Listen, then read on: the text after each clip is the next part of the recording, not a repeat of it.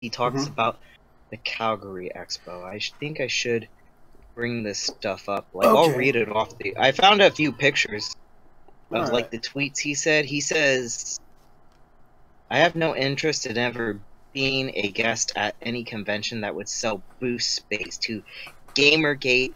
Any pros with me on this?" No. Okay. Now I'm recording this. Now it's on And I stream found now. the It's one where he live now. compares Gamergate to the KKK. Wow.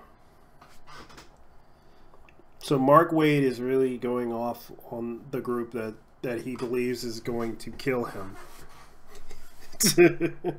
Like, it's all about video games, and he's a comic book guy, and he's getting upset over the issue of a group of people. If people would have honestly left it alone, the boogeyman wouldn't show up. You know, they could have just kept working and move on with their lives. But the thing is, I'm recording this right now. It's live now. It's like 48 seconds out. So I got a 2-second delay on this. I So. can't find the one when the Hispanic dude starts responding to him, but I found I guess he his, deleted tweets, that though, where he tweet. said some very vile stuff. I think he probably deleted that tweet because a lot of I think he probably either was suspended from that. If the guy that said it might have been suspended. The thing is that there's a lot of situations, especially with the situation with comics and diversity. I kind of feel I kind of feel bad for him in a way. You feel bad for him? Yeah, because actually I do feel bad for Mark Wade in a way too, because he doesn't understand the situation. He's ill-informed and thinking that we're the bad guys, and when we kind of pissed off, I think it's because politically we pissed him off because we got involved with certain things that we shouldn't have been involved with, but we had to because we wanted people to understand that we wanted to fight for the truth. Yeah. I mean, it's not going to just be about what he said about Gamergate. I'm just bringing up this stuff so people know about this stuff, to know the shit he did to us, because it is relative now in what's going on in this industry, and he doesn't realize that he's fucking everything up, him and all the other comic pros that are I heard what happened, because he basically, from what I heard from Comics and Diversity, he claims that the people who follow him got phone calls from their work and their job, because they practically, comic book pros had contacted all these people that followed him. Yeah. Is it started now? He made a video about it, claiming this. Did you start the stream, I meant? Or yes, no? I did start the stream. Oh, okay. Hey, what's going on, everyone? Yeah, this is Z Connection. Yeah, Z Connection, who happens to be a good friend of mine, and we're talking about the situation right now, because right now I just heard from Twitter the war has begun on the comic book industry and the comic book fans. Yeah, so what this discussion is going to be about, guys, is honestly me and JT. If any of you know Gamergate, we're two guys from Gamergate. We saw a lot of stuff go down behind the scenes with the gaming industry and just all sorts of stuff. And this didn't only cross over with, it wasn't just about gaming, but it was about our hobbies as a whole, whether it be movies, comic books, even music, as many know. Even books, even novel books that were... Yes, even novel books. And I do remember, I don't know if you remember, that certain social justice warriors wanted to rewrite certain well-known novels that were, I think it was, correct me if I'm wrong, were there novels that SJWs were complaining about and they wanted to take things out? And it was from books like Tom Sawyer. I can't remember. And Kill a Mockingbird. Yeah, and To Kill a Mockingbird, because they used the N-word. They wanted to get rid of the N-word, and they used slang. Back in those days, that stuff was in those books, though, and they wanted to censor just many books. But me and JT, we just want to talk a little bit about Gamergate, and we want to, of course, give some advice and viewpoints and Yeah. talk about what's going on in this And I want to point comic out book. we're not misogynist as you would believe, because we're trying to point out the issue with a lot of people have been accusing us of a lot of issues and reasons to believe that we are the KKK. But the problem was we had issues with trolls, who even doxers, and we got threatened by those groups of people, and no one wanted to listen to us because they were too busy, ignoring the issue, basically saying that we were basically attacking the gaming industry. And myself, I don't really have an issue with game developers doing their own thing, but I'd rather they do their own thing instead of advocating for someone else to do it for them. That was the issue that I had with the gaming industry, because the problem is, there were a lot of game developers who got famous because they got harassed by a group of people, which turned out that this group of people suffered from social anxiety disorder, and they claimed that this group harassed this person in question. I'm not going to name the person's name because that person doesn't deserve any recognition whatsoever. And the fact that a lot of the problems caused by this person had escalated into infamy. And a lot of people, even in Gamergate, were getting attacked by their own side, being accused of a lot of things, being called out on a lot of shit.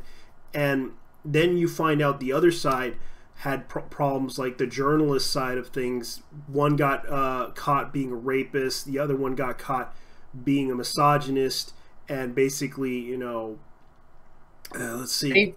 They doubled down, though. I know that. I know they didn't want to admit it. They got in trouble too, and I do know one of the guys that acted like a porn agency. He got fined, I believe. Yeah, he also got fined and sent to prison for posing as a porn director for a casting Which couch. he really did. Yeah, he really deserved it. But it turns out he also raped a woman in Seattle, and I was upset about that. And also another writer claimed that Gamergate was also a racist issue, but we found out that he was also an internet troll who basically escalated a lot of things, and he got arrested. But the only thing I noticed about Gamergate is that only 2 people got arrested. One, I know, Endomorphosis, aka Benjamin Barber, got arrested because we talked to his wife before, didn't we? Yeah, we did. Kind of don't want to get into him though. Really too much. I know, because that's the only trouble we had. I don't know. I found, I mean, he's not someone that should be brought up. I think, in my personal opinion, I think he's a moron. He's just a moron, and I felt like he's a liar. Though his wife, I have nothing against his wife. I mean, she was a nice person to me. And I understand. I really do understand where she's coming from, though. Yeah, but he's just a bad individual. Yeah, but Gamergate, to all of us, we care about video games. We love the women in the industry. We don't hate women, and it's the same with the comic book community. Gaming and comic books, they do go together, though, hand in hand. Yeah.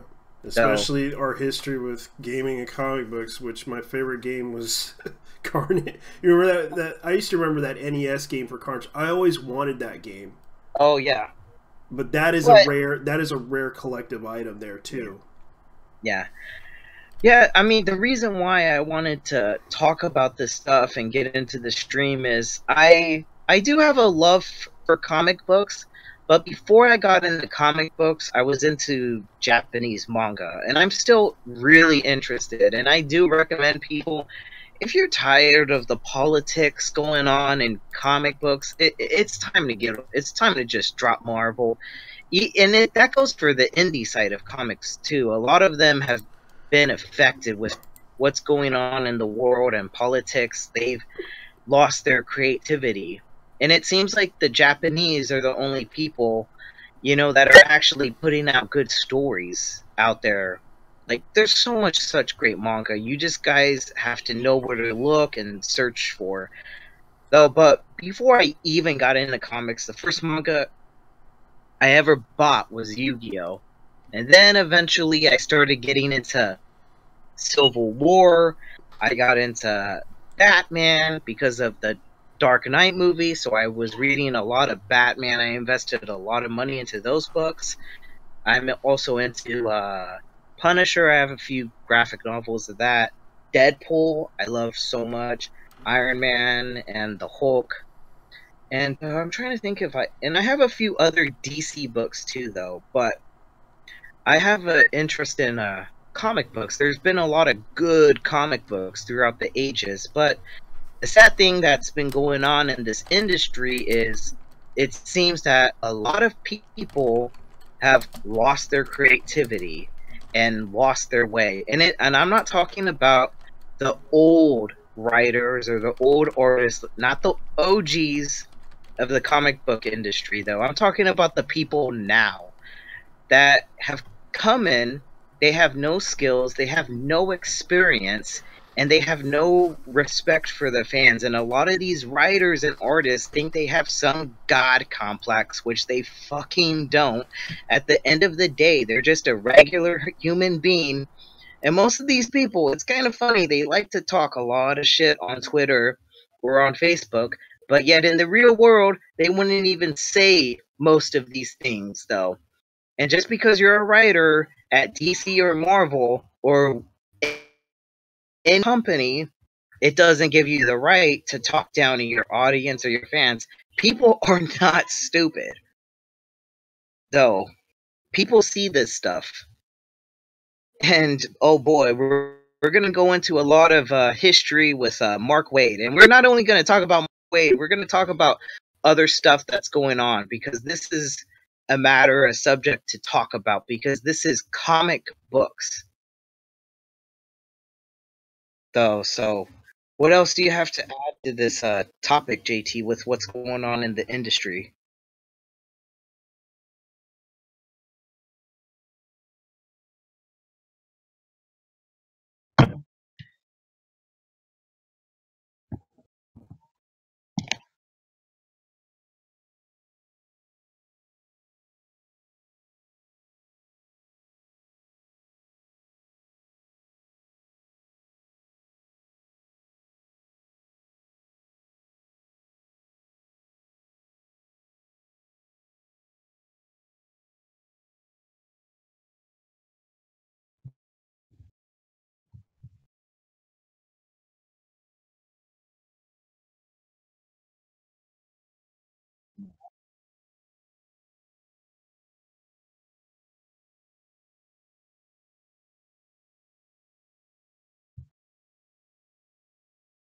Yeah.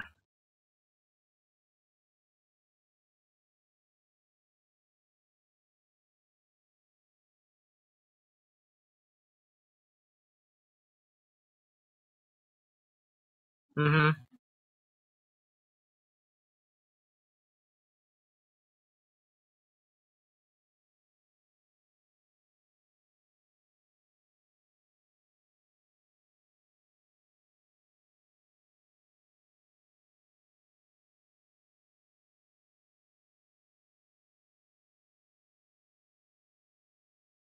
Mm.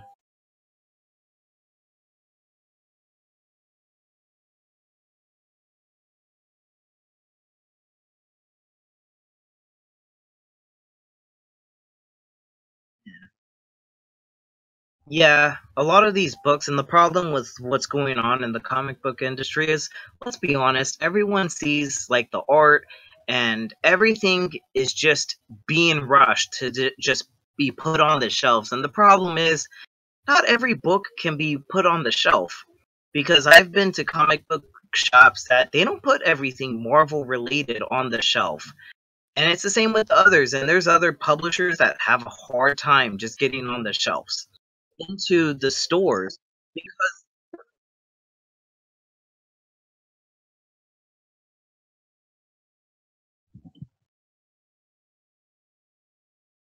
Yeah, and sometimes you have to ask the people at the store, "Oh, can you get so and so such book in?" And then they'll hold it for you, though. But with a lot of this stuff going on, even though we are going to talk about this individual, Mark Wade, this isn't me jumping on no bandwagon with people on YouTube. This is the reason why I'm talking about this individual, why we need to talk about him is I was a customer that actually bought his comic books. This is no joke. I used to actually buy his Daredevil run a long time ago, and after a while, I fell out of it. I just wasn't able to buy them. And so eventually, I just kind of stopped buying them because of just money issues. But the thing that I want to bring up to everyone's attention with what we saw in Gamergate were a few tweets he put out. You can find this stuff on Twitter. You just search up Gamergate, look up Mark Wade. He said some very interesting stuff. And I'm going to share these tweets. I'm going to read them out to you. So let me read these stuff out, though. So here, a while back ago, I would say, 2 years ago, he said this. Correct me if I'm wrong. Was it 2 years ago? He said, "I have no interest in ever being a guest at any convention that would sell booth space to Gamergate. Any pros with me on this?" And then he goes on to say, "I repeat, kudos to Calgary Expo for escorting lying bullies out the door." And then he goes on again, kudos to Calgary Expo for dealing with the hate group promptly. Okay,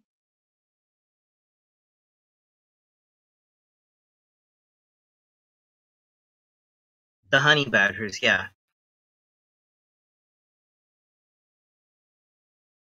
yeah, yeah, yeah, yeah,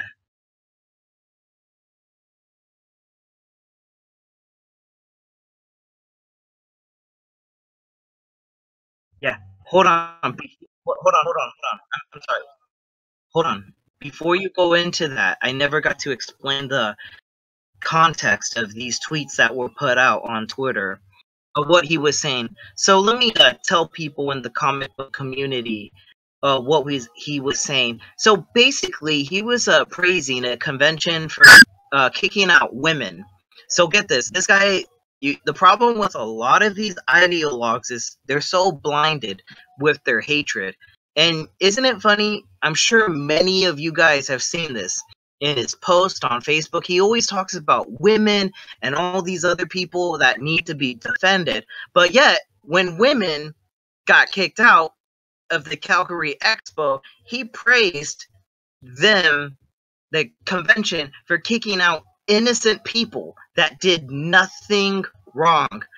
The only crime they did is they had a disagreement with ideologues at a feminist panel. That's it. So he practically kicked out Allison. He was praising people like Allison Tiemann. What's the guy's name that's with the Honey Badgers? He also talked about Mark Wade recently too. And Jose, I think his name's Jose Martinez. You know who he is, right, JT? JT. Yeah, Jose. Yeah, that's right. It was Jose Martinez and Allison Tiemann and what's that other girl's name? Anna Cherry. And I forgot another person, though, that was with the Honey Badgers at that time. So basically, those were the people that got kicked out of Calgary Expo. And here you have Mark Wade opening his mouth. He doesn't know nothing about the situation, and he just practically praises them getting kicked out. So he praised women getting kicked out.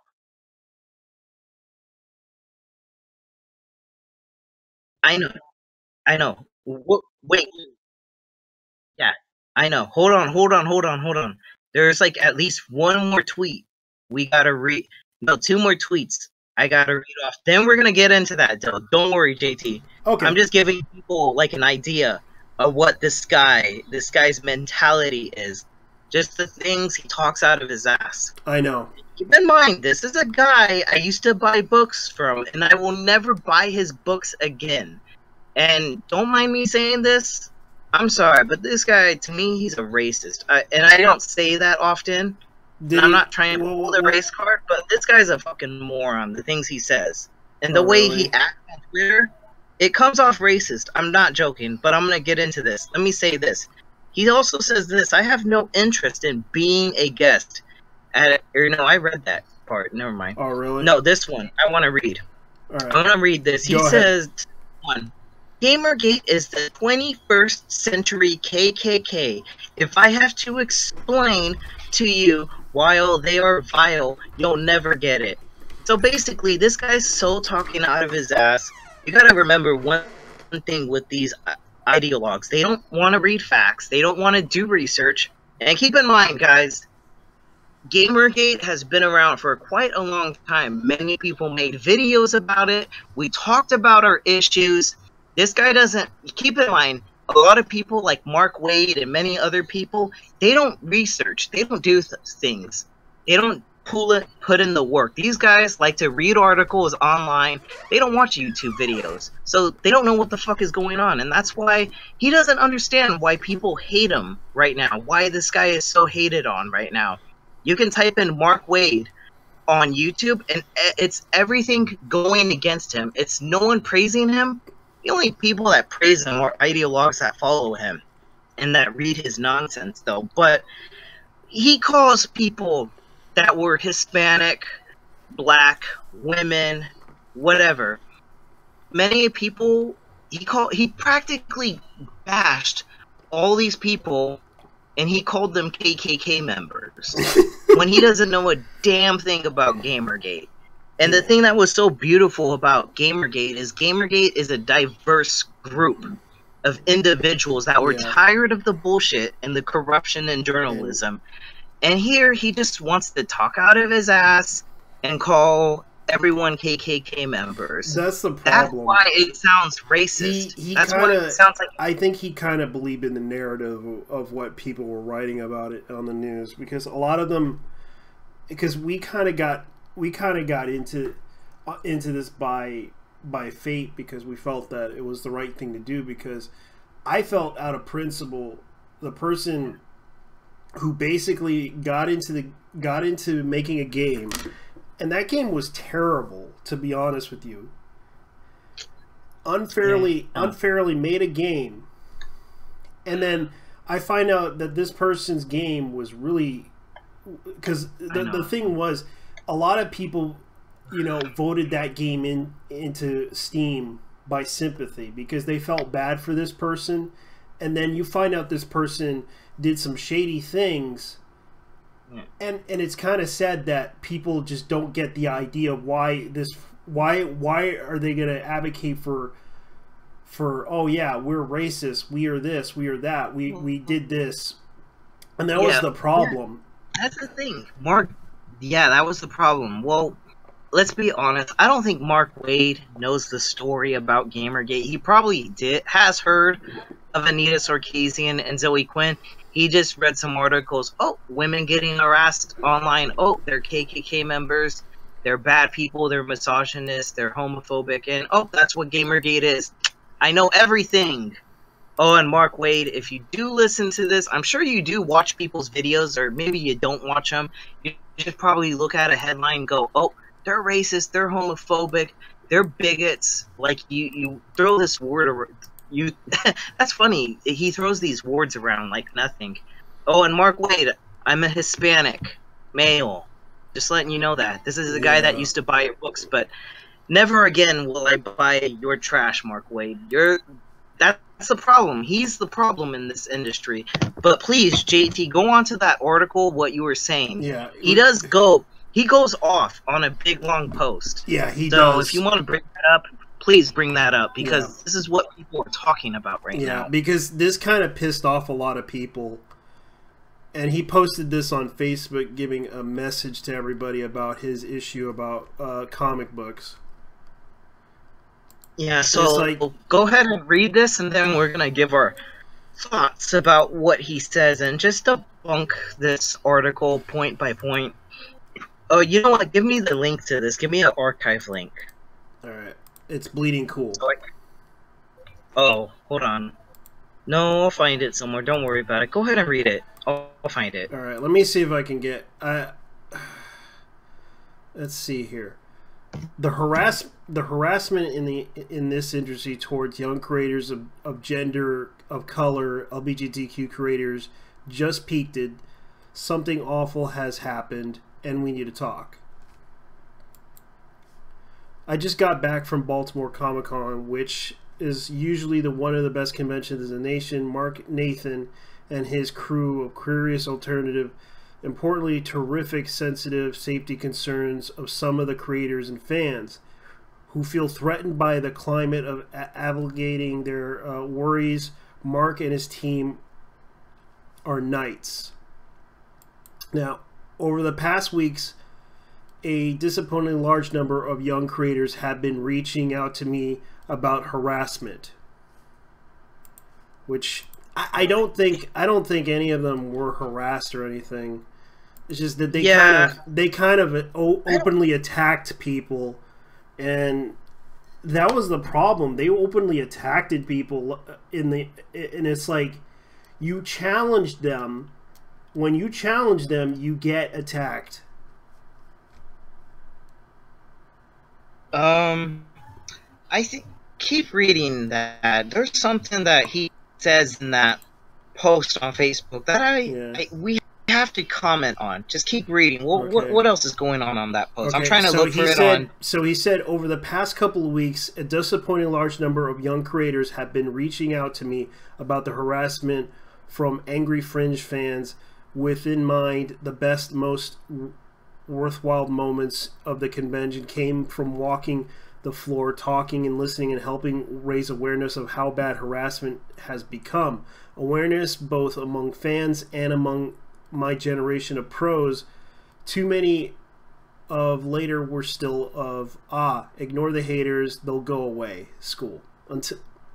Until I reminded them, the demented armed fan of Phoenix Comic Con last May who was arrested just before he could assault a guest of the show, until I could share with them the confidentiality, some of the most serious rape threats and death threats. The folks I talked to, many of them are big megaphones, some of them store owners, a couple of them well-invented YouTuber commentators. Let's see. Eager to distance themselves from the personal attack ones, are ready to redouble their support to those younger pros who feel unwelcome and targeted. Regardless of gender, race, or background, we work together on some positive actions. We can take in the days and weeks to come. That's no silver bullet, but I've been assured that it's a step forward. Okay, it's a step forward. Hold on. Pause right there. Okay, go. Did he just talk about people from different races and genders working together?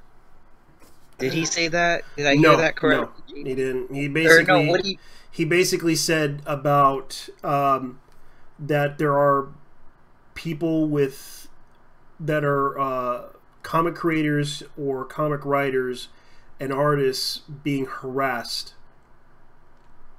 Oh, okay. Well, all right. Okay, something we need to talk about, and many people have been talking about this too in videos and all over the place. Okay, which creators are being harassed? Where is this evidence? Show us the tweets, show us the emails, show us the posts that you're talking about, Mark. Yeah. Where is this stuff?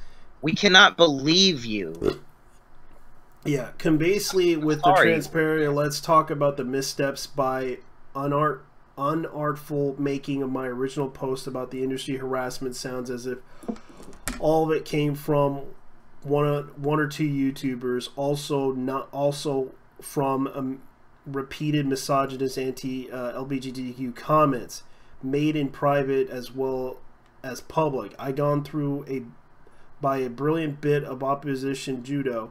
I allowed this conversation to be framed as comic creators can't take criticism, or comic creators punch down on innocent fans. I fell into a trap like the Total Trio. I didn't do us any favors. For anyone who recognized this, that I glared at me, I deserve it. Hold on. Can we talk about the part where he talked about creators punching down fans? Yeah. This stuff has been happening for a while, where a lot of creators talk down on their fans. It's gone from Nick Spencer to Dan Slott, and let's remember, people, Dan Slott, this guy actually harassed a good friend of ours named Event Status, another guy well known in the Gamergate community, though, that's spoken about. I know. This guy, he's a friend of ours. He's spoken highly about the corruption in video games and with journalism and all this stuff.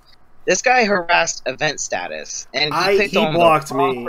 He blocked me because he couldn't deal with me on Twitter. Oh yeah, Dan Slott blocked me also. Yeah, but also I don't another really person. Care.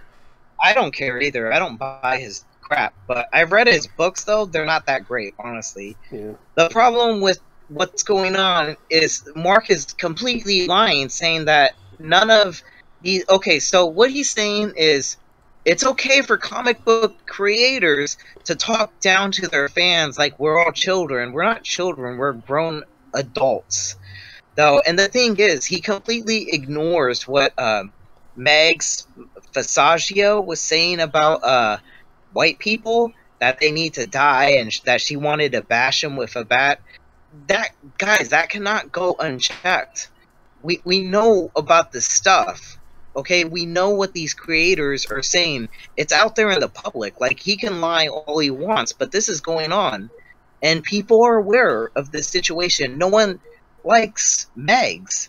And it's not because she's a woman or trans. It's not because of that, though. We don't dislike her for legit reasons. She spewed a lot of hatred on Twitter. You can look into her timeline, see all sorts of stuff coming from them. Vags and the problem, the problem. But these creators need to realize, just because they're on Twitter, they believe that they shouldn't be criticized. They need to remember, Twitter is an open forum. When you put your thoughts out there, you're gonna get called out. I'm just saying, you're gonna get called out. Look what happened to Aubrey Citizen. But go on, JT. Keep reading. Let me keep reading. So, with more clarity, the actual problem, the one that many young or career vulnerable creators keep speaking to me about, isn't YouTube videos that complain about a black girl in Iron Man armor, or how Marvel did a story that temporarily turned Captain America into a Nazi. They're not the ones that scream in all cap titles that I'm sick of it. I'm sick of SJWs who destroy comics with liberal agenda. Fine. You buy the comics, you have the right to an opinion, obviously. Broadcast your thoughts. It's a free country. Have at it. In fact, come to me if you're offended by progressivism. I'm proud to be a progressive writer, and as a freelancer, I speak freely for myself without fear of being censored or accused of representing by a specific publisher. Is that all he said, or is there more? No, there's more. There's more. Okay, let me try to scroll down. It's just, this thing's slow as fuck. The problem is that there are a large number of young creators and professional staffers in the industry, and a larger number than you could possibly imagine, who do not have the same privilege. Yeah, that word. They are being harassed repeatedly, and it's getting worse. I say I've been talking with many of them over the last few weeks. These are not historical people. These are not overly dramatic people. These are reasonable adults, some of them whom cannot speak out because of their employers and yet they are legitimately frightened by harassers who threaten to come and find them at conventions and stores and at their homes. One was told she should be burned to death. Another was told that she should be put down like a dog. And those are examples of some of the less hateful attacks. I have screen caps of all the material, and I'm looking at them right now being dealt with by authorities. But that's where we're at. Bullshit. This is becoming a commonplace where I have reached the end of my patience. Not long ago, one of my friends had something terrible happen to them because of all of this. At their request, I can't talk about it right now. It's been a bit, but it was vile, and the wound is still fresh.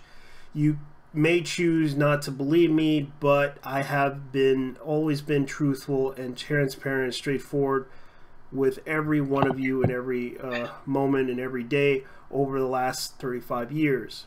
And you know that I have trusted you with my honesty and my thoughts, and how I needed to trust me when I say some of the harassers have gone too far. Now, criticisms of the work itself is fine, but no reasonable person would fail to draw the line. Direct personal threats and attacks on gender, race, or orientation. Of all of you that would hold that line, I know it. I believe that people who have believed in me, I'm so asking you for help, not to mob up, not to attack, not to confront. That does no good. These harassers feed on attention, and they need to be starved out of attention. They need to be drowned out. I'm asking for your help to change the signal to noise ratio. And I'm asking for your help to change the signal noise ratio. And I'm asking you for help on behalf of the people who need us. And the two simple things. One, show support. Share the piece far and wide. Comment all day long, whenever you can. Show those being bullied that we have their backs, and do it tomorrow and the day after, and keep doing it. Make a difference to people who need us. If you reject bigotry, misogyny, racism, remind others that comics are inclusive medium made stronger by the voices amplified. Now let's see here. So that on more, I know it's a long paragraph he goes on about. Yeah, amplifies too. Please, pro and fans, start championing positivity in comics, not hate. That's fine. That's fair enough. Established pros, myself included, have really started tampering down the instance to push on social media, even when attacks get brutally personal and vicious. We have to rise above. We have to do our part to change the signal noise ratio. Fans, we know we can count on you to spread the positive message. We are the medium of heroes. There's nothing heroic about causing someone to suffer or standing by and letting it happen. Champion positivity and pause, not hate. Talk about what you love. That's fair enough. Try to look beyond one title you think we've screwed up on, or that one artist who wrote works repels you. Think about what's happening to real people. Think about how the same hate could so easily turn a friend of yours or on you.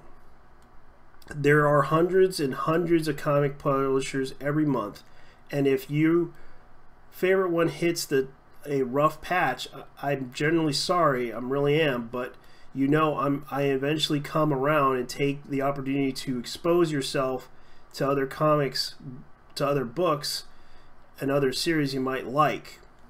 Let's see here. Let me scroll down here because this is a really large piece here. I can't get on that website. My internet's a little funny. Yeah, my internet's been fucking up too. You're not the only one. Okay, so may everything I've said here is overblown. Okay, so here's 100 comic publishers every month. Your favorite hit, Erupta, I'm just sorry, blah, blah, blah. Okay, so it'll eventually come around and take the opportunity to expose yourself in other books. So the series you might like. Hell, if nothing else, go read Saga. No one doesn't like Saga. Just tell each other about the wonders you find. Maybe you think everything I've said here is overblown, partly because various investigations in play. I don't have the whole lot to show you at the time, but I can make you believe me. All I can do is once more remind you that I have always been open and honest with you, and I will never lie to you. Harassment to the point where professionals are pulling out of the conventions and shying away from anywhere where fans tend to congregate is utterly unacceptable and frustrating. There's always be some fans who don't take the concern seriously. We live in a cynical time. Empathy in the short supply. Yes, it is true. No one has empathy. Jesus Christ. I hate that word. Empathy. It's like everyone keeps using that word. Like they expect me to know what the person's footsteps are. Yes, the person is obviously, you know, risking his own career in order to tell the truth, but literally is lying. Yeah, I know where your footsteps are. So you're telling me I'm right. Even if you are still skeptical, it doesn't matter. Not if you're good people. Consider just as no one has the right to tell us what to do or don't have the right to be angry or frustrated about. No one should be able to tell frightened people that they don't have the right to be afraid. Yeah, they don't need to be.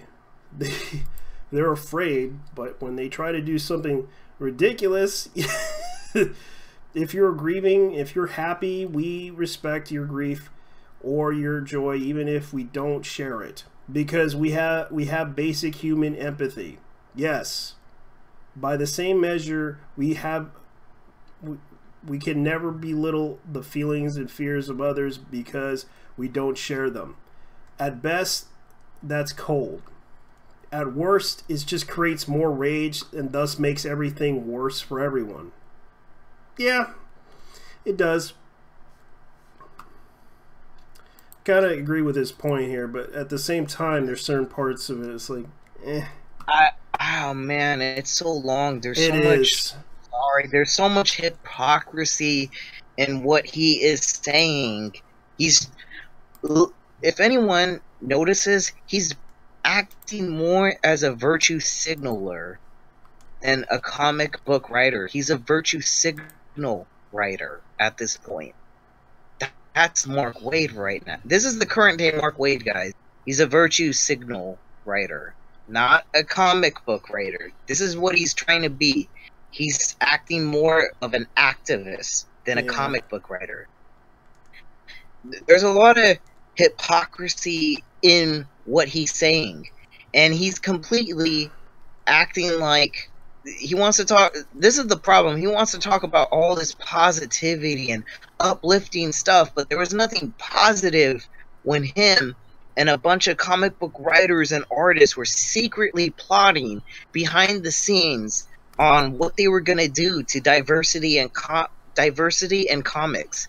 And this was called the Comics Pros. Yeah. And people were calling them out for it too, because they literally were doing this, planning to harm him, because he basically openly criticizes their comic books. Yes, he does belittle them, but they could have easily ignored it and moved away from it and didn't have to, you know, react to it in any way. They could have just moved along, focused on their work instead of.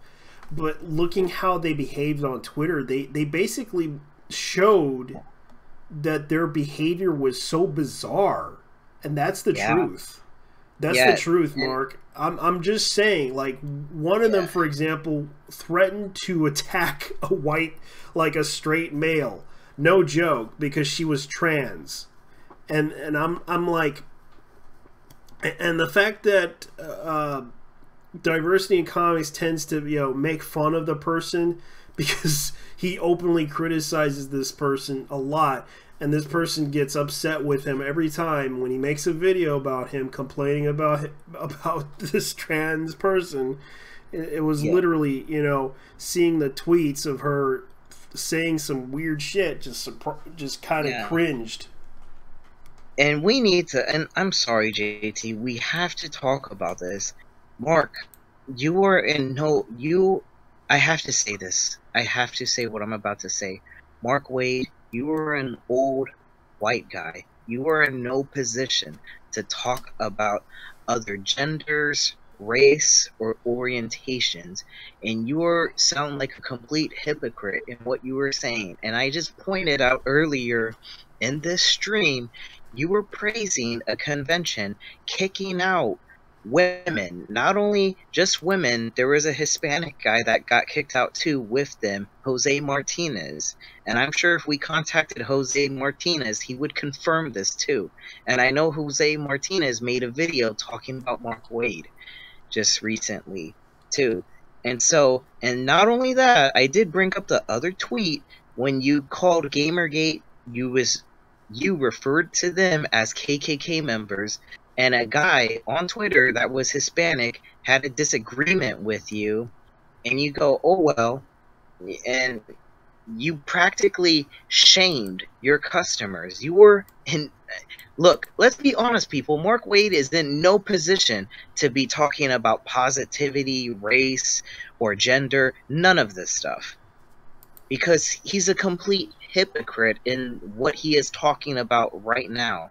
So don't take anything what he's saying seriously. He doesn't care about positivity. Let's be honest, guys. There's stuff about politeness than comic strap gendering or nonsense that you see. That there's nothing positive about this stuff. All people are gonna do is when they see this stuff, they're just gonna make fun of it, and they're not gonna buy your books. That's the honest truth. You don't hear this stuff going on in manga. Manga writers and artists do not talk about this stuff. They don't. They write good stories and do good art. I know I'm jumping around a bit though, but Mark, you're in no position to be talking about what's going on in the industry. And the thing is, you're the problem with what's going on in the industry. And everyone has been talking about this. And don't act like you can excuse your bad actions.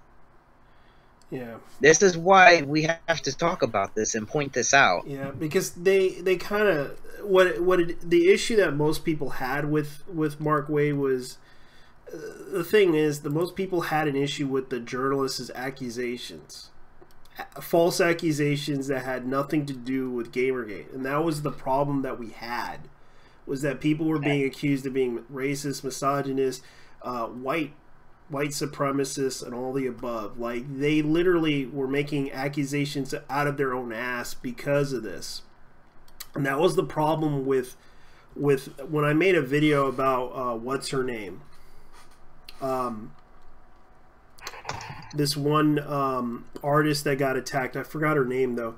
She who made the daddy thing. It turns out they made a stupid accusation over the fan art. It turns out the reason why they attacked her was because she said the N-word on Twitter. Right. And I found that out. That was the reason why they went after her, is because they made they basically found an excuse to harass her by saying that the Dream Daddy fan art was transphobic, which wasn't, because it was just basically gender bending. No one had an issue with that art. I didn't have an issue with that art, but people were just, the reason why they attacked her was because, and I even looked at the Tumblr post about her, And I even investigated this deeply to find out that they were basically upset with her because she said the N-word on Twitter. And it's like, who gives a shit? If you don't like her personally, you don't have to buy her work. You don't have to support her work. You don't even have to, you don't even have to see her on Twitter. You can just block her. Well, I have no idea what you were just talking about. I'm lost. Onips. I don't know who that is. She's an artist. She's like one of those, Artist Alley type of people that sell their art in conventions and such. And she's also an avid Yu-Gi-Oh fan, which I found out. Oh, okay. Yeah. You know, what is that? Or you know what? I can find it on YouTube. There's something else that I do want to point out about Mark Waid, about what he said. I'm sure I think Captain Cummings has a video on what Mark Waid said about this individual. I know we're on Mark Waid, guys, but we just need to talk about him for a few minutes, though. Hold on. Because he says something on Twitter that made him look really, really stupid. Now, I just want everyone to know I don't care about politics. I didn't vote. Okay, so, it is what it is. I don't care about none of them. But he says something to a guy on Twitter. I'm trying to find this. What was it? He said something to this guy on Twitter. I just want to make sure I get the right tweet before, I share this out to people. I don't want people to think I'm, talking out my ass or anything like that. Damn, if Mark Waid was still on Twitter, I'd find it, but I know he left Twitter. I think he left because he got tired of getting called out, though. But that's what happens when you open your mouth. Where is that tweet? Damn it! Because I understand that. But go on though. I'm gonna look for this tweet. There is a lot of people in the community. I'm surprised. The only person that I personally follow is Alex Ross, and he hasn't said anything negative. He basically just keeps focusing on his art. Oh yeah, and let's make it clear to everyone: we don't have a problem with any comic book artists or writers that have the people that have stayed out of the politics. We have respect for those people because they understand the industry. The people that are very professional, guys like Stan Lee and many people. I don't want to go on a list of people because I don't know their Twitter account history. Because I personally want to leave those people alone, and respectfully have them do their own thing. But the thing is that some of them people overreact to me just because of what I believe and what I think is right or wrong. Sometimes people can criticize me about it. Heck, I dealt with kids that were like a 13-year-old kid that didn't like me, disagreed with me on certain things, and I understood that he just was trying to troll and he wasn't being honest with anybody. He was just wasting his... I found it, JT. I can read off these two things what Mark Waid said. Yeah, go ahead. On Twitter. I'm going to read this, though, so people get an idea of Mark Waid. Just remember, guys, he's not speaking any truth about what he's saying in that post of his on Facebook. Let's remember this. I want people to know this in their mind. I want people to talk about this, though, because he doesn't want people to talk about it. Just like he doesn't want us to win. Get it? Like DJ Khaled, they don't want you to win. They don't want you to succeed. The SJWs, they don't want us to win, guys. They don't want us to succeed. They don't want us to stop. They want... Okay, let me read this tweet. I'm sorry, guys. I'm sorry. He says this about an individual.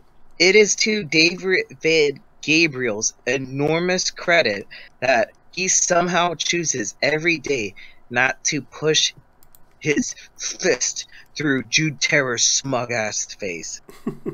So he's threatening to... He threatened someone with this tweet. And then, this is a funny one that I saw on Twitter. Okay, like I said, I don't agree with this. I don't care for this individual's politics.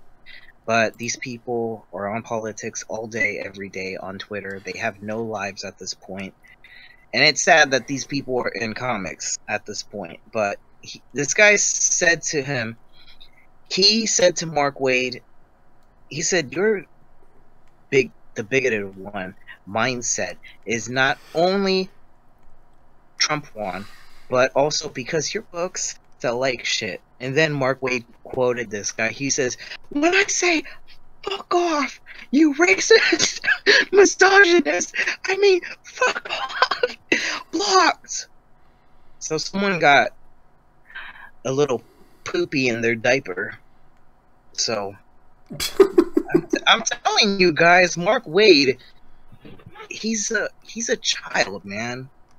I know. I don't really have an issue with. But I personally don't have any issue with Mark, but Mark has his own problems. But he has a big problem, guys. This is why I'm pointing this out. This is why his piece that he puts out on Facebook, it's total nonsense, guys. You can't even buy into this stuff. The only people that are going to buy into this stuff are the comic pros and the fans that choose to be blinded, and they support everything that these people say. They think they're gods. They're not gods. They're just comic book writers at the end of the day. And believe me, if people like Mark Waid go out in the real world, people wouldn't even know who the fuck they were. Yeah, that's the honest truth. They're just a comic book writer at the end of the day. And I know people get mad at Marvel and stuff. Guys, you gotta remember something. Marvel is a name. It's a brand. But when you unmask the brand, you see the people who is behind the industry. We're not talking Marvel Studios. We're talking about the comic industry. As soon as you unmask that brand, you'll see the different people that work within that brand of this comic book company. You'll notice their names are printed on the book and everything else. But I had to share this stuff about Mark Waid, though, but there's a lot of other stuff we need to talk about that's a big concern to a lot of comic book fans. Are you able to get the comic book ranking up? Yeah, I can look it up. My internet's very slow right now, and I can't get to it. Okay, let me see what the monthly sales are. Yeah. Well, we just wanted to talk about the Mark Waid situation, though, but we want to talk about this issue because this is very important. And this is why a lot of comic book fans are concerned about. Many people are talking about what's going on in the industry, you know, and this is something that needs to be talked about, and this is something that's scaring a lot of people, though. And we feel like it's going to get worse and worse and worse. And this is why certain things are happening within the comic book community and the industry and all this other stuff. Yeah, right now I'm showing the display of the sales. Hold on, let me go ahead and get to the website. Yeah, just read some of them off. Just like read the top 10 books. All right. It seems that Dark Knight Metal. I need to buy that book. I wonder what Dark Knight Metal is all about, because I did see a copy of that available at the comic book store that I go to. I wonder if it's sold out yet, because right now people are saying that Dark Knight Metal is pretty good. Nice. Scott. Mm-hmm. Really, like, cool. I think you're breaking up there. What happened? I'm breaking up. Hold on.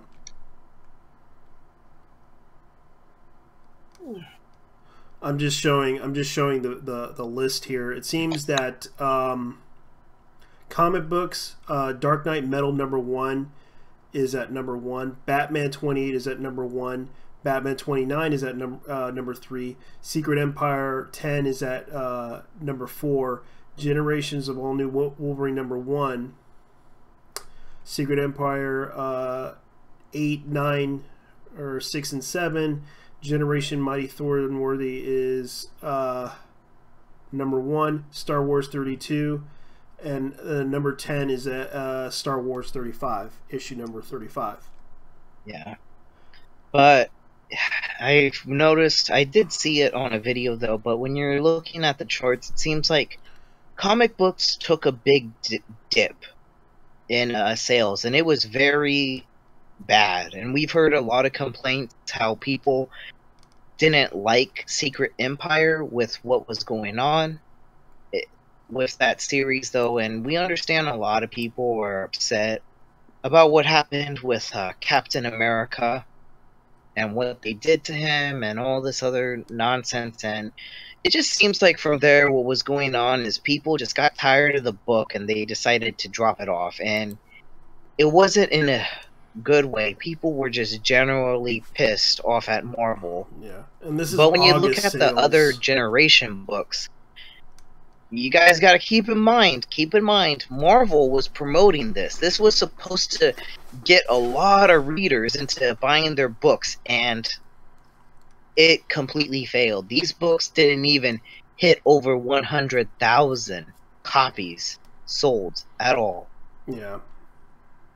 And I'm surprised. In this comic book ranking list. Yeah, and this comic book ranking list. Wouldn't you say so, JT? Like, there's a big dip in sales. Yeah, there is a big dip in sales in certain comic books, especially the ones that are written by the social justice comic book writers. Yes. Yeah, looking at some of them, you can see right here, like for example, Jessica Jones, which happens to be, it is selling like 22,774 copies, and this happens to be one of the, considering that most people like Jessica, consider that Marvel introduced Jessica Jones on Netflix, I don't even think many people even gives a shit about that. I think that's a problem with what's going on in comic books. Let's be honest. Okay, guys, this year we had like some comic book movies come out, right? Mm-hmm. I would say they did well. You could say sort of.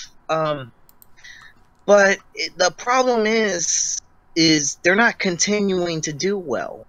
And it's always, Batman. He's always the top dog. I love Batman. I'm actually happy Batman's a successful comic book. But the problem is, let's be honest, guys, we had Logan come out this year, right? We had Guardians of the Galaxy Volume 2 come out. Yep. Then we had Spider-Man, and we had Wonder Woman that came out, and we're supposed to still see Justice League. I know this isn't a superhero movie. I still need to see it, though. The Kingsman. I wanted to watch. I couldn't really get into the Kingsman because the first one I didn't really like it. I haven't seen the Kingsman, but I know a lot of people praise the Kingsman. They like it though, and I guess it's based on a comic book. I don't know a lot about it, but a lot of people are saying that it's really good. It's the Kingsman. It's the Kang. The Kang. We were Kangs. We was Kangs and shit. We was fighting. Yeah. We was flying in UFOs and shit. Like. Okay. I'm sorry. I don't even know. Okay. I'm sorry. I'm sorry, but I want to bring up. Guys, what is going on here? How is it that we have these big, successful movies, but yet people don't even want to read the comic books? But we can understand the markets are completely different, but it's like, my God, you have all these successful movies coming out, but yet these comic book writers and artists don't want to do a damn thing to put any effort into making good comic books, and that's why here's the Spider-Man is failing, man. And here's the thing about what I found out: Gwenpool is like at the 144 rank, and that's it's issue 19 of Marvel, and it only sold like 14,703 copies. That's not good. Yeah, and I'm surprised, that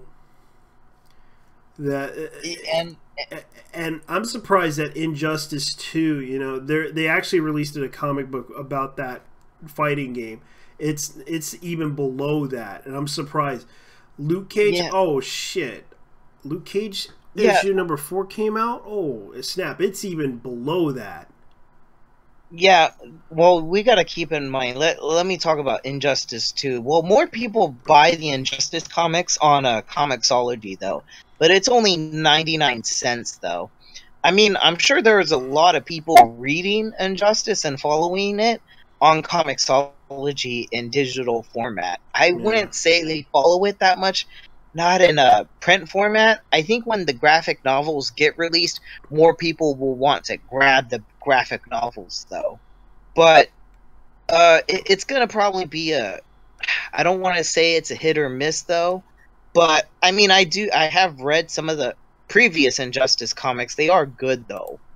I only get the 99 cents ones though, but I don't think too many people would be too interested in wanting to pay.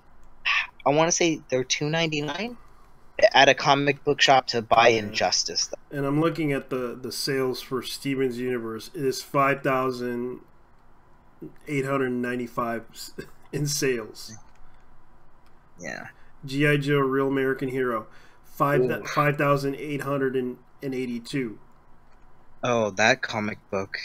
Well, okay, this is before that. Those sales are before when Aubrey. I think that's the one Aubrey Citizen. In August. Okay, I'm pretty sure a lot of people won't be buying it after what Aubrey Citizen said though on Twitter. Yeah, and I'm surprised Riverdale, even though it has its own TV series, it is below 5,391. Yeah. Also, Mark Waid is working on an Archie comic too, though. I don't think it's Riverdale, but I think it's Archie, though. Yeah, he's more into the Archie thing. Oh, cool. Archie just released the Marvel Comic Digest. I wanted to get that book, but I can't find it in the supermarket. Like, they haven't sold those things. Like, you only see, like, a few of them, and they're like 3,992. And I wanted to buy that, the Marvel Digest book, because I hear that's a pretty good book. Yeah, because it contains all the old classics. It's kind of like the Archie. It's kind of like the Archie books. Yeah, when it comes to classic comic books, I feel like the classics is where it's at. Like, I think with what's going on in this industry, ever since, I'll be honest with you, JT, I think ever since all this social justice nonsense has been spewing out into comic books, it's made me want to revert back into reading classic comics. And I'm sure I'm not alone in this, that everyone feels the same way too. Like, some people say all sorts of stuff of how... I know there's a few people that say... I don't know a lot what happened in the 90s though, but we know there was a big controversy when people left Marvel, then they formed Image, and a lot of bad things were happening in the industry. I heard that what's his name said that he couldn't own the rights to his character that he created for that company, and he basically said, "I'm going to make my own company and make and it's like that's what Image was about. You can create your own character, and you'll own the rights to that character, and they share the profits on the character." Yeah, Image. I will say, Image is a good company, but guys, don't just remember that there's been times that there are a few social justice warriors that do work at Image, and I'm not talking about Todd or Rob or any of them. Reinfeld. I forgot his name. Yeah, I know there was something that happened with the guy that did Savage Dragon. He put out a book about Donald Trump. Yeah. Yes, it drove me. I'm sorry, people. Talking about this stuff drives me nuts. I don't really have an issue with. I don't have an issue with people making stories like that, but you got to be truthful on how you feel about it. It's like, and another thing. Oh, speaking about Image, there's a character I do love that I really like. Her name's Witchblade. I do like her. I do too. But I realized I have like an old comic book of this individual, and people have talked about this dude named Ron Mars. Mm-hmm. And he's said a lot of things about diversity in comics and all sorts of stuff, and a lot of people have turned on him for the things he said, and he's not in people's good graces right now, though. And unfortunately, it was all the things he said, it's at the point where I would never want to buy any of the Witchblade comics that he did. I do like Witchblade. I would buy the previous Witchblade comics, though, but not the ones he has done. I just can't buy them. I just can't support the people that buy into this mindset. And it just turns me off. And I know that's how many people feel about how these writers and people act on Twitter. It's like you see their work. Yep. They're in a comic book, and they have, when you look, they're completely different. The way they just act with their god complex, though. But I don't know. That's a guy I also would not want to buy his books from. I can understand. Mark Waid, Dan Slott, yeah, and Ron Mars has. Yeah, because I remembered Witchblade and The Darkness. They're interested towards the fans. It's just not even. They're not even worth support. And you're breaking up. And their people. If no one is going to their properties and saying, "Hey, can we put your work into a film and stuff?" They're not doing that. That's why you see successful people like Todd McFarlane. He's had his own movie. I know he's gonna have another Spawn movie in the future. People have gone to Rob Liefeld. I'm sure Rob Liefeld will be in Deadpool 2. He was in the first one. Yeah, he was the writer for the first one. And I was surprised too because he was a writer. Yeah, he was the writer for the. I don't. Okay, I need to look into the credits. I don't know. It's an IBM. I think it was IDM. I guess let me. IDMB. Look. Yeah, IDMB. I know Rob Liefeld makes an appearance in the movie though, along with Stan Lee.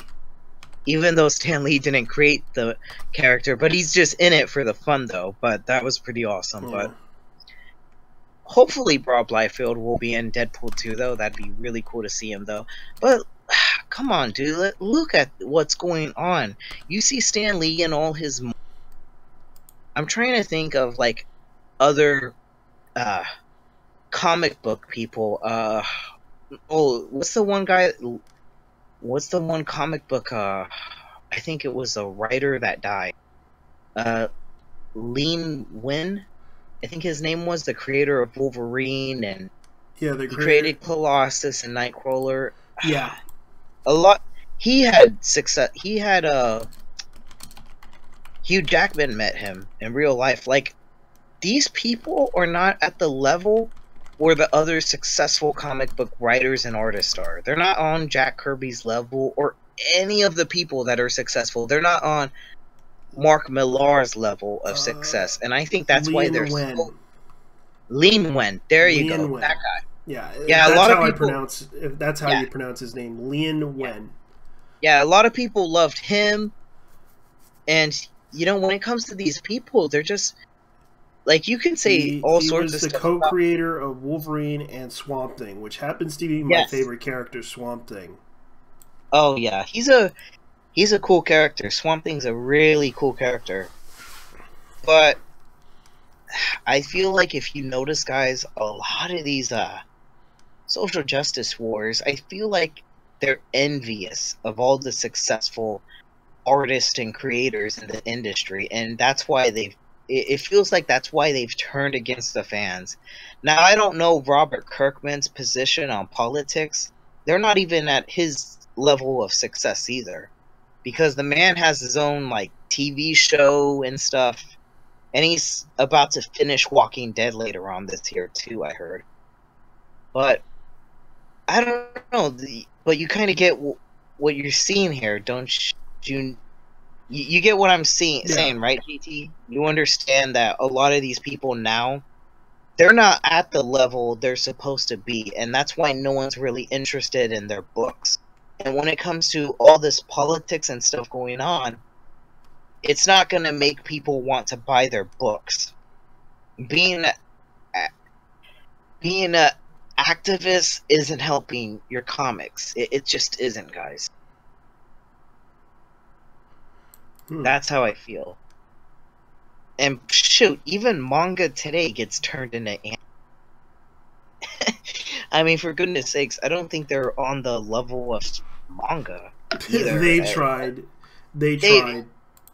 And the thing that's different with the Japanese is, I know like manga sells it's doing okay in Japan, though I know the markets are different in the United States and Japan. I mean, but we do have people out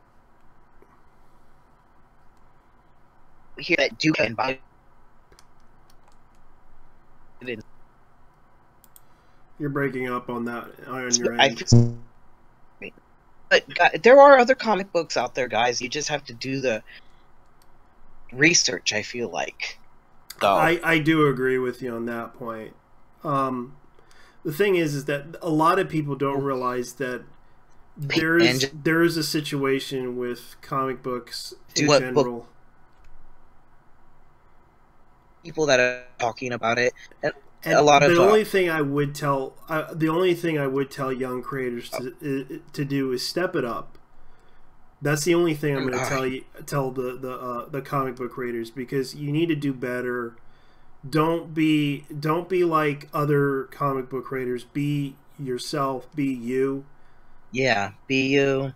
And none of this stuff that's going on, like, I don't know, being an activist in the comic book industry, it's just turning people away. It doesn't pay the bills to be an activist. It doesn't. No. And no one is interested in being a part of Black Lives Matter or feminism or none of these other political ideologies. Like I keep saying, this stuff isn't positive. No one wants this in their books. It doesn't really pay the bills at all. Because to be honest with you guys, you have to stick with what you know best, what you feel you know best. If you want a story with a lesbian in it, go ahead, but you gotta do it right. You gotta do it in a way that people would perceive it as, okay, this person. But you gotta let the market decide at the end of the day. Yeah, you gotta decide whether or not this person is worth telling a story about. And the thing is, I like Batwoman. Yeah. Yeah, she's a great character. I haven't been buying her books lately because I just haven't had the time. But guys, if I don't buy Batwoman, it's not because I'm a bigot. I just don't have the money or the time to buy it. I just have to work. That's all. But I love Batwoman as a character. Yeah. I do. Yeah, and I'm surprised. Since this, I'm surprised. Even though most people are not. Wonder Woman is was a pretty good movie, but you can see the sales that are like of Wonder Woman. You don't see that many of them on the top charts here. Yeah, and I feel like Wonder Woman. Yes, I would recommend people to go buy Wonder Woman books, the good books though, the good ones though. Yeah, there's a lot of good Wonder Woman stories out there though, and also, and the thing is, I think we need to talk about this. To JT. Okay. I know there's a lot of people out there that try to push politics where it doesn't need to be, but guys, just because Wonder Woman's successful, that doesn't, it's not about a feminist agenda, okay? No, people liked Wonder Woman for what it was. Comic book fans wanted to see Wonder Woman. And it wasn't like... To me, when I was a kid growing up, I remember watching the TV show, and I didn't really care about her, outfit or anything like that. I knew that she was just wearing that as a representation of herself, and I didn't really care. Which she was basically fighting the bad guys, running at them with whatever she got. You know, Yeah. and a lot of people perceive it as over sexualized. When I was a kid growing up back in the 80s, I just didn't really care. Yeah. I didn't really honestly care. When I looked at her, I was just like, when Linda Carter played her, I I personally didn't have an issue with her, you know, dressed up that way. I didn't really have an issue with her when I was a kid. I was just like, oh wow, she managed to beat the bad guys. She managed to tear down. She managed to fly on a magical invisible plane. I was just like, And, yeah. And it's the same thing with those other two characters, Cyborg and Black Panther. Guys, no one has a problem with wanting to see a Black Panther movie or to see Cyborg in the movie theater. It's the comic book fans that want to see that stuff. And it's not it's because of us, because of those characters. It's not because black people, the black supremacy I wanted those know. green. And I remember All when making it a they did political that. Remember when they tried to put Michael B. Jordan in the Fantastic Four? Remember that one? God, I'm just like saying, just everyone in the book, and their You're passions was breaking up trying on to that one. I'm trying. There's like escapes. You're breaking up on that on your end. You're gonna see happen. Ah, dang. Okay. Go ahead. There's a thing that a lot of people need to remember in the Comicsgate community. You're gonna see this in conventions. I've seen some of this stuff happen. You're gonna see people talk about things going on in the comic book community, and they're gonna try to change the narrative and all sorts of stuff. But it's basically them whining and complaining, practically. And this is going on, guys. This is going on in comic book conventions everywhere. So keep that in mind, that these guys are discussing behind the scenes of how to control the narrative. Because a lot of people, you got to keep in mind too, that a lot of these guys, they don't like criticism. They just want to force their politics, and they just want everyone to like it and to bend down and bow down to them. But unfortunately, it doesn't work that way, though. And just remember, if you do go oppose people, you're just nothing but a bigot, a misogynist, and a Nazi. That's what you are to them, because they don't care for a diverse opinion. They just live their own ideology echo chamber. But at the end of the day, we love diverse characters. We love women in comics. We love all that stuff. No one has had a problem with it since. Everyone has loved Storm, Jean Grey, She-Hulk, who else is it? Sue Storm. I like Batwoman, and who else has been popular? We like Blade and many other diverse characters like Static Shock. No one in the comic book community has had a problem with these characters. That's what I'm saying, and it's kind of funny. We have to bring this up, Mark Waid and all these ideologues are trying to bring up race and all this other stuff. Okay, none of this stuff was happening 10 years ago. Race wasn't a problem. You know why? Because it never existed. This wasn't happening 20 years ago. Because this stuff wasn't a problem, nor did it exist. And now they want to talk about this stuff. And keep in mind, many of these are in no way, shape, and form to talk about this stuff. All it is, let's be honest, all it is, they're just trying to... There's a guy that put it well in a YouTube video. Mark Waid and many other people, when you hear them talk about diversity, they don't care about diversity. They're only using the diversity card to gain points, to make themselves look good. They don't care about any of us. They don't. They're just looking for diversity points at the end to just further their narrative. And that's why a lot of people don't that's why a lot of people have a problem with it, is what I'm saying though.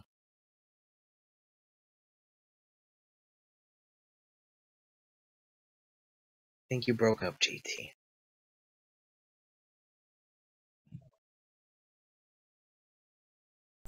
No, I'm here. I'm sorry. It's just I had to put myself on mute for a moment so I can let you speak up, because I think that the syncing of the audio is kind of the bigger issue.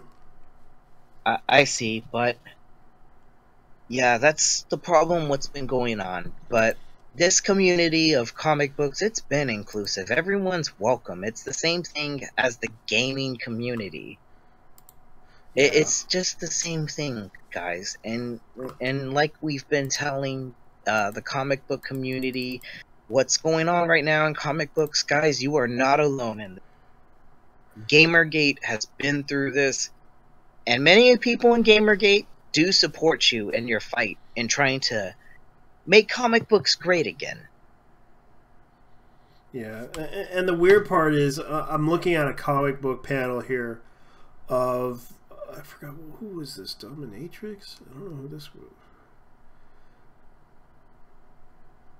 I forgot who this character is. And I was like looking at it like, I ain't fighting no woman, Thor, and neither is he.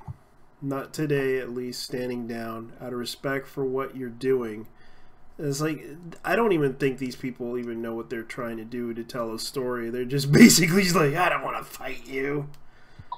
No, I think the problem is these writers and artists, they don't understand. You got to keep in mind, they're out of touch with the fans. Like, let's be honest, when was the last time they've had like a honest discussion with people? Oh, I mean, no, don't get me wrong, they'll have discussions with people at panels, I'm sure, during the Q&As though, like, but really, how often do they have, you know, discussions with the fans? Not too often, you know. But these people need to keep in mind about the actions, what they do, what they say on Twitter. They will get held accountable, though. People will see that. They're not stupid. And you got to keep in mind all the stuff that's been going on with this nonsense. People see right through it. And that's why we saw a big dip, a big drop in sales. And it was bad.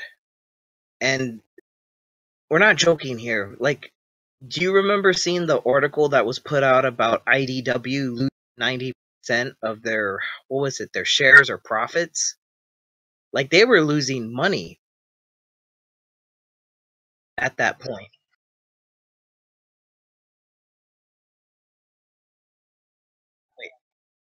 Wait, Disney owns IDW? Really? I thought they owned another comic book company, wasn't it? I thought it was Boom Studios. Hold on. Oh, you know what? No, no, no. I'm sorry. You're right. They do. IDW does actually have some Disney comics they publish, like DuckTales, Scrooge McDuck, and a few others. I think you're right. I think I made a mistake. Um,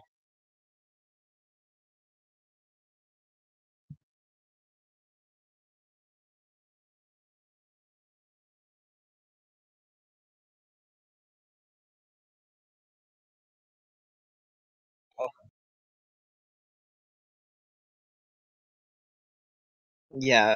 Um, You know, talking about IDW though, this is a scary thing, you know, like I know everyone in the community was talking about what was going on in the company with them losing all this money though. And here's a scary thing to think about. A lot of people were talking about this when Sonic the Hedgehog was announced that it was going to be going over to IDW. Now, I think a lot of fans should be also concerned about that. Like, guys, let's be honest. What's going to happen with Sonic the Hedgehog? If IDW is having trouble, like, are they still going to be able to put out a good Sonic title? Though, will it be able to survive?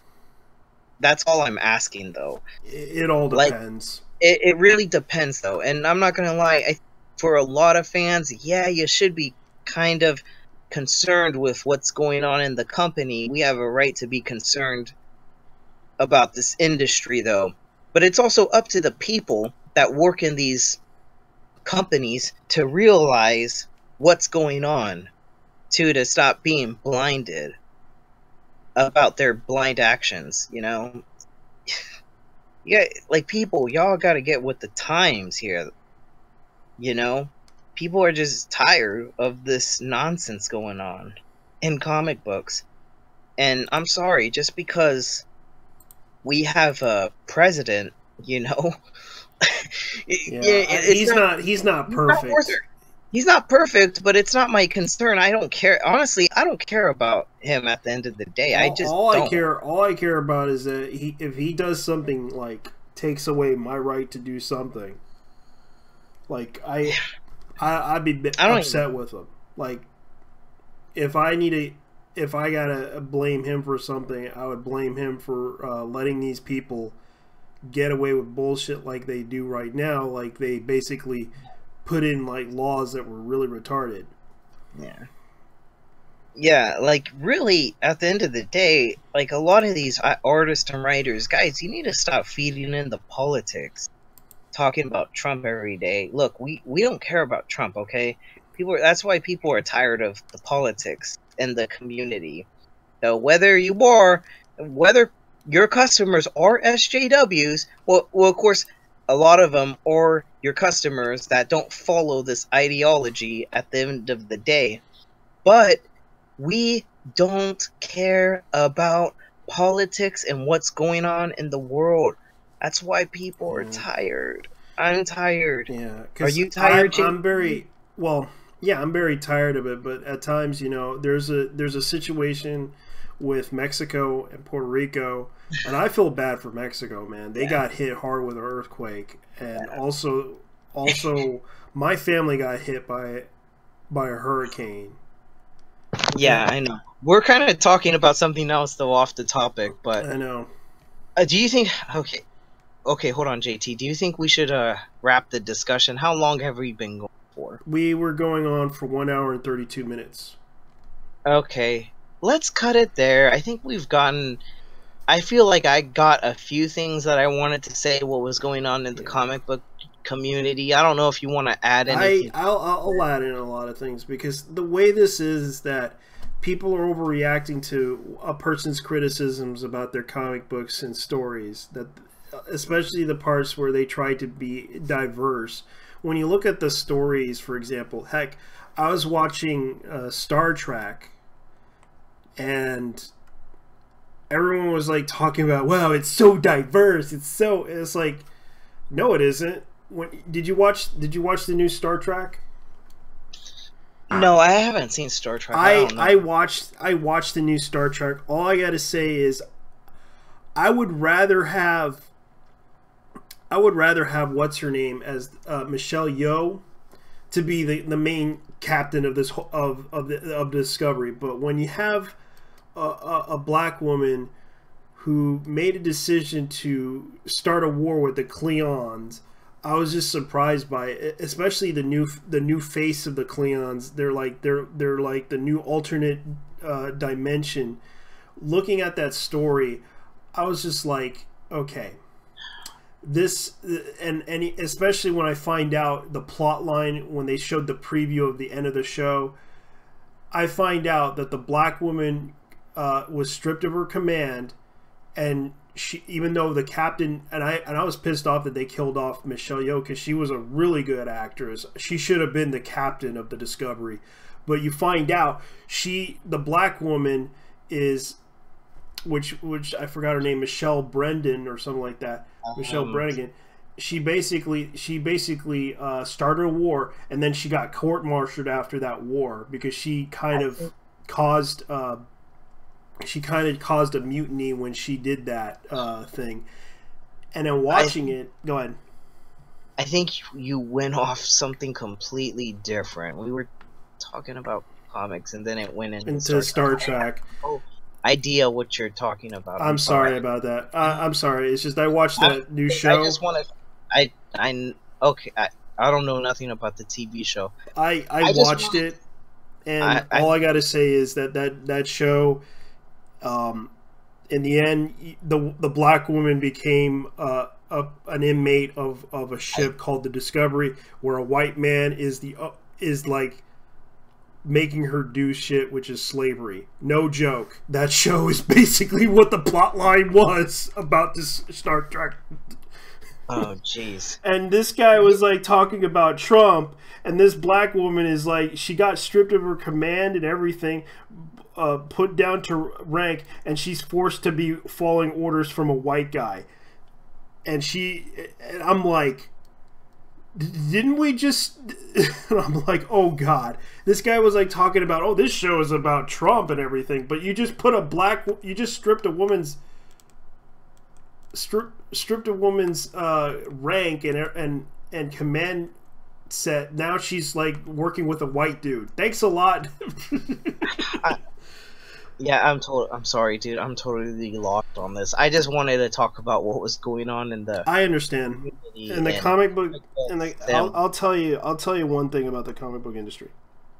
I understand the fact that the sales, even though we showed the numbers and everything, we showed that. I'm surprised Gwenpool is like below the list, and yet people are talking about, oh, it's so popular. What are your thoughts on that? I don't find Gwenpool I haven't actually read Gwenpool. I know a lot of people don't like what's that chick's name? Heather Antos. Yeah. Because she said some very disturbing things. You know what's funny about Heather Antos? I actually looked her up on YouTube. She has like 3 videos. Sad thing is, it had so many dislikes on that channel. It's just I actually found that funny. I even saw her interviews too. Yeah, I saw her interviews too. I don't have a problem with her, but I do understand where people are coming from. Like, if you say certain things on the internet, people are gonna remember. Just remember what you do and what you say, though. That's why a lot of people don't like her that much, though. Like, sure, I'm sure people are buying her Gwenpool book, though, but it doesn't seem to be it's not going to do well in the future, though. Yeah. I don't have faith in that book. I'm sure people are going to cosplay as her at conventions, though. Yeah. But how many of those cosplayers are going to actually buy her book? You know what I mean? Yeah. I'm sorry. There's also Spider-Gwen, and I'm surprised that even though the popularity of Spider-Gwen, like, everyone like talks so positively about Spider-Gwen, saying that's it's a good book, but looking at the sales figures, it doesn't seem to look good either. Yeah, like, I'm telling you though, but excuse me, I'm just like, oh, I'm so out of it today. But I understand. I had to talk about this because this stuff, it does need to be talked about with what's going on in the comic book community. We saw this stuff go down with Gamergate, though, so I just felt like talking to people, giving a Gamergate side of things, though, because I still, and it's funny, Gamergate hasn't died. We're still around. It's been over 3 years. I keep in contact with most of the people I met throughout GG, though, but we're still around, guys. We're not dead, though, and you got to keep in mind, it is interesting when you saw these people's true colors. And like I pointed out to everyone, don't take Mark Waid's words seriously. Like, what he said in that blog post was nothing but smokes and mirrors. Yeah. It's true. It's very, very true, guys. A lot of the things I pointed out with what he said, you can look this stuff up on Twitter. You'll find, if you go search hard enough, you'll find the things he said to people. He praised a woman getting kicked out of a convention when she did nothing wrong. And then he, turns around and calls people that he doesn't know what the fuck Gamergate is. You know, all he did was read an article. Oh, Gamergate's the bad guys. They're misogynist. At the end of the day, when he didn't, Yeah. you know, where's context? I heard what happened. Especially they called the police on her for some reason, claiming that she was it was sad too because they were basically trying to shut him down. Wait, what do you mean? Call the police on who? On the Badger. Oh yeah. Oh, I'm sorry. Okay, because I remember they went outside the convention, to have their little meet and greet with people, and then the police showed up, and and they were, and I was surprised that the Canadian police were very polite and very nice, and it was, and they didn't arrest anybody there. They just basically had a phone call from someone claiming that they were hurting someone or harassing somebody, and after looking at that whole situation, it kind of surprises me that these people are very paranoid and very superficial on their issues about being concerned about safety and all this other stuff. And it's like, look, no one hasn't hurt anybody yet. No one hasn't attacked anyone yet. No one hasn't done anything yet. And that's the problem. That's the word, yet. Nothing happened. Yeah. And yet they're claiming all these accusations for no apparent reason other than the fact that they want to silence the person in question because that person disagrees with them or dislikes what they're doing. Yeah, and we have to keep in mind, guys, let's call this out as it is. Guys, Mark Waid, none of these people have talked to the police like they're claiming. They're saying, oh, they looked at the screenshots and it's right in front of them. Like I keep saying, people, where is the evidence? Where are these tweets? Where are these emails where people said these hateful things? Who is it? Let us know, guys. Like, if you tell us, we'll look into it and find out who these individuals are. If there is real harassment, we'll go out our way and condemn it. Yeah, and unless it's all made up. I dealt with people who had fans that were very, stupid and very much toxic to the community. And I know for a fact one of the fans I dealt with was a cosplayer, and that cosplayer from what I find out, talk too much. Let's not talk too much about this. That's fine. This is comic. This is about the comic book issue industry, not about what happened with the cosplayer. I'm trying to keep this on. I understand. I'm sorry about this. Like, we need to keep this on topic. Okay. With the discussion about comic books. But I'm just trying to. But I'm just bringing up to people's point that, guys, do not believe what Mark Waid is saying in this post. He is lying. He doesn't care about positivity. Guys, there's nothing positive about political correctness. There's nothing positive pushing identity politics into comic books. There's nothing positive about this. Okay? Like, a lot of this stuff, he's lying. He doesn't, and again, I need to bring this up. Guys, he knows nothing about Gamergate.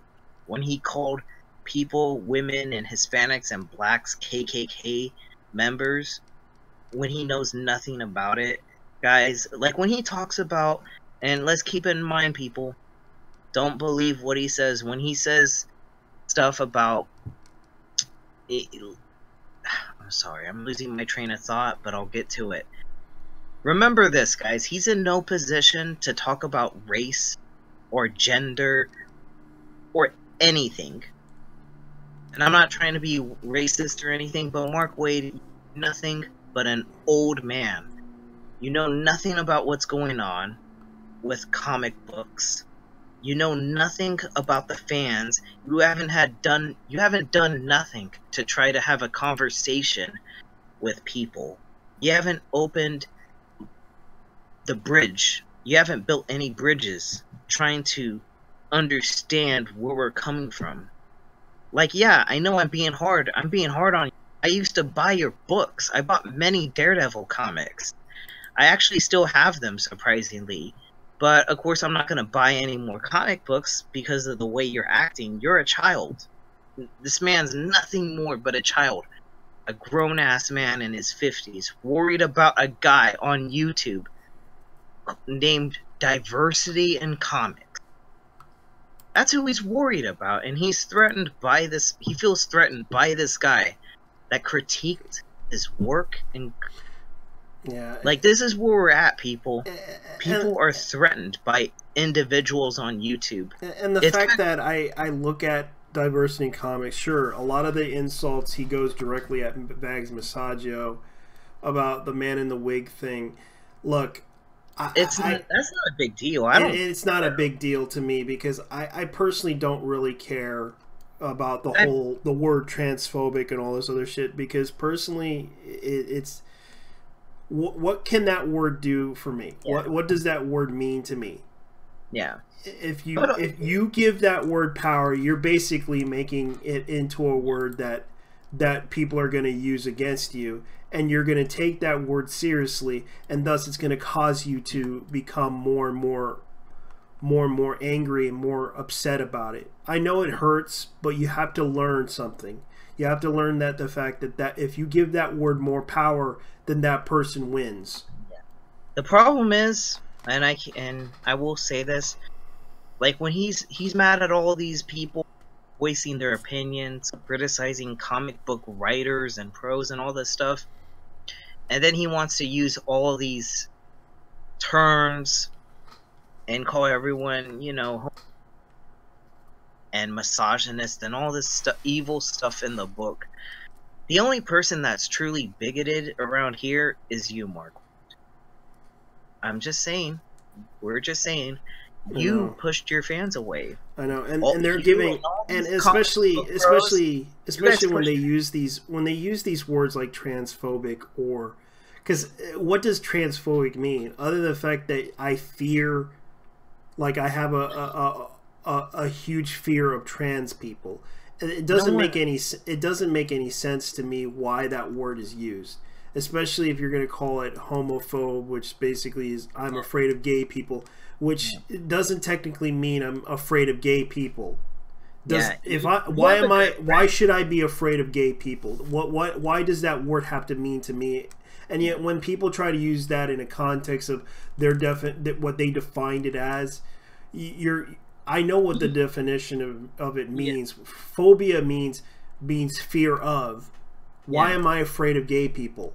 Why am I talking to you? I'm not afraid of any of those people. Yeah, don't we actually have a good friend of ours, JT, that is actually trans? She's actually really, really cool. She's a very nice person, and we respect her because she came up to us and openly talked to us, and we didn't really hate her at all. We just basically understood her point of view, and she pointed out in her own argument about trans people is that we do tend to have a lot of issues mentally and emotionally, and I do agree with their points when she pointed out we're just tired. We're just tired of all the nonsense going on in the community. And a lot of people don't understand, and we had to ask these people, what does this have to do with, what does the diversity have to do with the comic books or video games or anything like that, when we really are trying to point out the hypocrisy that these people are doing. And the thing is, you know, a lot of people, we tried to tell the truth, we tried to be honest with people, but we get hit by trolls that try to, you know, direct it a different direction, making it about something else. Like, they basically, you know, turned it into a conspiracy of KKK. Like, seriously, like, where is the KKK hiding out? Oh, I forgot, they're hiding out in South America. Mark, where are these? Like Mark was saying, where are these so-called KKK members in Gamergate? Can you point to them, Mark, so we can condemn them? Oh wait, there were no KKK members in Gamergate. It's just him talking out of his ass, as always, though. Yeah, it's just he kind of confuses the board poll. He don't know nothing about poll or none of this stuff, though. But honestly, I think we should close this, JT. I think we've gone on. I believe so. Anyways, we're gonna go ahead and end this. Go ahead and say your last words. I'll say my last words. Just remember, guys, don't drink the SJW Kool-Aid narrative that these people push. just remember, Mark Wade doesn't know what he's talking about. He's a liar. What he put in that Facebook post, he totally contradicts himself, and he wants to talk about positivity. Guys, keep in mind about the things he said in the past, okay? He was praising women being driven out of a convention, and then he blatantly called people that were women, blacks, and Mexicans like me that supported Gamergate. He called us KKK members. I'm sorry, that is very, very racist. I'm just saying, I'm not trying to pull the race card, but I'm sorry, he's the bigot here, okay? Just remember of the things he says. Like, Mark, you need to take a look in the mirror. Look at yourself in the mirror. You truly have sold out. All for what? Identity politics? To score brownie points with women in the industry? Like, give me a break. Like, all these comic pros that are plotting to, like, go after diversity in comics, you guys are just exposing yourselves out there. Like, no one is gonna want to buy your comic books. I don't want to. That's why I stopped buying, like, a lot of Marvel comic books. I'm truly disgusted with what has happened in this industry. This industry has lost its touch on reality just because of a few people that know nothing about comic book fans or the culture.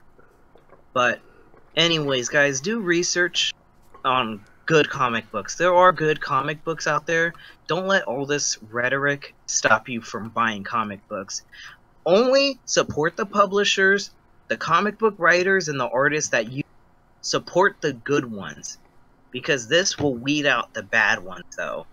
In my opinion, also look into getting into manga. If you haven't gotten into manga, please, I highly recommend picking up manga. Just start from Dragon Ball or Yu-Gi-Oh! Hell, I don't even care if you read Naruto, even though Naruto's super popular. Read Bleach, or what other manga is popular? Rurouni Kenshin. That's good manga. That's good art. That's good storytelling from real artists and real writers that haven't sold out to this ideology. I don't know, man. I know I'm being a weeb at this point, but let's be honest. Manga is where it's at. It's always been there. I've always loved it to death. I know I'm going on a tangent, but yeah, I'm such a nerd. But I actually read a few mangas unofficially. I read the world only God knows. It was actually a pretty good manga. It's a shame that the anime didn't. No, I don't think that manga ever got licensed in America, did it? It didn't, but I heard the anime did. And I really liked the manga more than I hated. I hated the anime. It was such a bad story that they did with the anime, because a lot of the stuff that they did with that series was just pretty bad. Man, I remember watching that anime a long time ago. I don't know, something about the main character in that show. There's something he did that annoyed the hell out of me. Now we're going on an anime topic. But yeah, JT, just say your final thoughts and end this stream. All I gotta say is this. I know that some people may look at us differently, thinking we're the bad guys. Look, we looked at both sides and we realized that both sides may be crazy, but the one side that we went to wasn't crazy. They were basically, you know, not. And I understand there's some good people on both sides. There's some bad people. There's also bad people on other sides, and including our side too, which we'll admit. But when we look at the area of what we realize, you know, people either are telling the truth or telling the lie, and you got to look at both sides and understand that, are they telling the truth? You should ask that question yourselves. Yeah, you should get, like, everyone that is either watching this stream, look, whether you're new to this or not, a lot of the people that have been talking about what's going on in the industry, there's not very many people that are talking about what's going on, but the select few people that are talking about what's going on in the comic book industry, I would say they did play a part in they did play a part in exposing what was going on. There's Captain Cummins, diversity in comics. There's another, I think he calls himself England Team, and then there's what's the other guy's name? There's a dude named Captain Frugal, and just some random guy. That guy, I really like his videos though. Oh my god, he made great videos just talking about what did he talk about? He did a review on this comic called Black. It was just you have to watch his video he did on Black. It was just such a good video though. But I would recommend everyone watch these guys' videos. The guys that talk about what's going on in this industry. Oh, and Douglas Ernst. He's another good dude that's been commenting on what's going on. Like a lot of these dudes, from what I've seen from them, they put out good content and they have legit concerns and criticisms for this comic book industry. But that's all I'll say. Just check out those dudes. You know, come up to your conclusions though. The reason why I wanted to comment on this issue is this is important to us though. Like I am a comic book fan, but I'm into manga more though, but I've bought my fair share of comics. Have you bought your fair share of comic books, JT, or what do you think? I recently bought like the old, you know, comic books. Like some of them, like for example, I read the Christmas special that Luke Cage and Iron Fist comic book recently. I see. Sweet Christmas was what it's called. Sweet Christmas? Yeah. That is the phrase. Sweet Christmas. Sweet Christmas. Sweet Christmas. Yep. Let's close this stream. We're done. Right. But goodbye, everyone, and let the comic war begin. Yeah, take care, guys. I'm going to go ahead and go. Thank you for watching.